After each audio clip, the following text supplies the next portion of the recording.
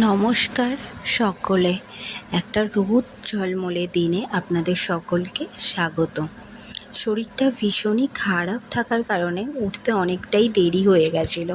আসলে মা আর মেয়ে একসঙ্গেই দুজন জ্বরে পড়েছিলাম, যার কারণে প্রথমে উঠেই আজকে রান্নাটা করে নিয়েছিলাম ডিমের ঝোল আর ভাত। আর তারপরে স্নান সেরে ফ্রেশ হয়ে চলে এলাম পুজো দিতে। পুজো টুজো করে তারপরে আবার আমি সিয়ার সাথেই ব্যস্ত ছিলাম।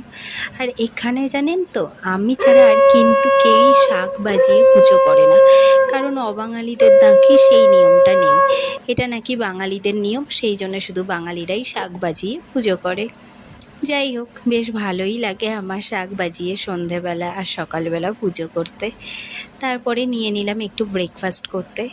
আর ভাবিন অফিস থেকে আসবে না বলে ওর টিফিনটা রেডি করে পাঠিয়ে দিলাম।